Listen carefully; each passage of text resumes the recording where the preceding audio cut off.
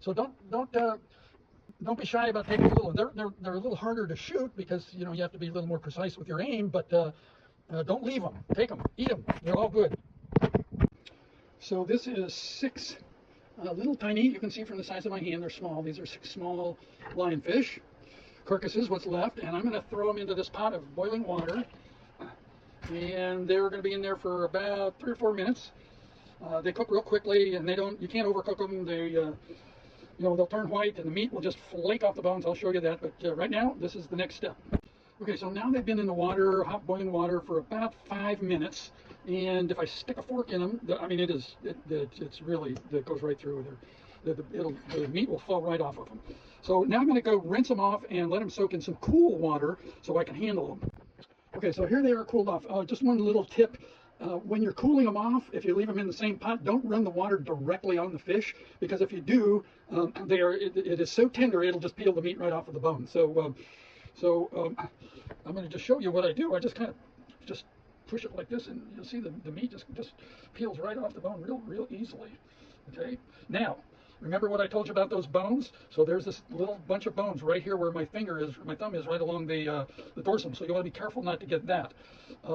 There's also a bunch of little bones right on where the anal fin is, right there. And I can push that with my thumb, and they'll just pop right off. And then I'm just going to drop those off. But I'm going to be careful not to get those in there. The same thing with the ones on the dorsal fin.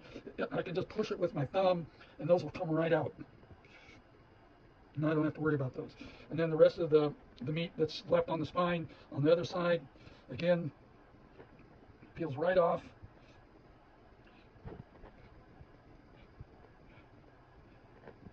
And then you're just left with the spine.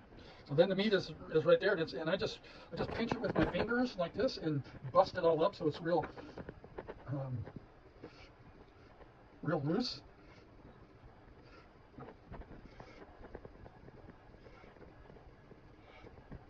So it's not chunky. Okay, I'm going to do that with the rest of the fish, and then I'll show you what the next step is. Okay, so that's all 6 of those fish. It was 10.4 ounces, by the way.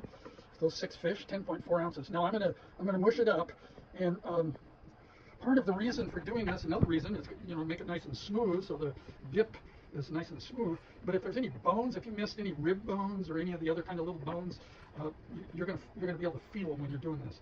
So it's a safety measure as well. In the Virgin Islands, to do this kind of stuff, you need to have a food handler's card, and I have one of those, so I'm safe. I'm safe. You're not going to get sick from my hands working on this stuff. I suppose if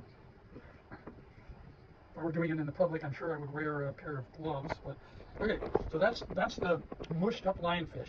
All right, now the next step is to add some mayonnaise. Okay, I am not a gourmet chef, and I don't give precise measurements and stuff like that, but I'm using this Hellmann's plant-based mayo, and I'll put a couple of big spoonfuls in it, and then mix it up until it kind of is, smooth.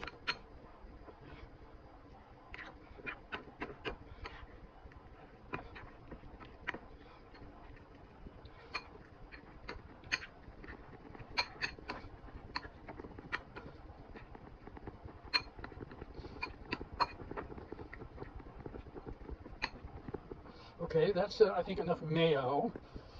Now add some lime juice. I'm using this real lime juice. Squeezing limes is a lot of work, so I'm going to just squirt some in here. Again, I've probably 2 tablespoons full.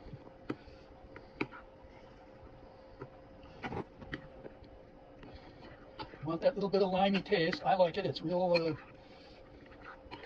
Makes it very, just a little bit. You don't want too much. See, it's one of my problems with ceviche is it's just a little too limey for me. I mix orange juice and some other stuff to try and tame the lime juice down, but I want a little bit, but not a lot. Okay, so you can see the consistency. Okay, now for the secret ingredient. I use this chief curry powder. It's not hot, but it's very flavorful. It's got a little bit of heat to it, but not a lot. And I just kind of put in this amount, I'm going to probably put a couple of tablespoons full of the curry powder.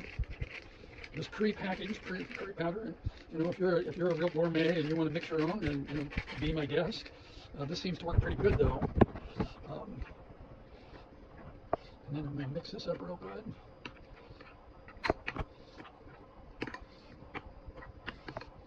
Kind of hard to do with one hand, but right, I'm going to need about twice that much curry powder. I like it a little more curry flavorful, and I can go by the color. This is not curry-y enough yet. Now, hold on a second. Okay, there's my finished product. And you can use potato chips or Frito scoops or any of those kind of corn scoops that aren't real flavorful, so you don't drown out the flavor of the stuff. But there you go. That is a curry lionfish dip, and I guarantee you it will be a hit. People love this. I love it. It really tastes good. Enjoy.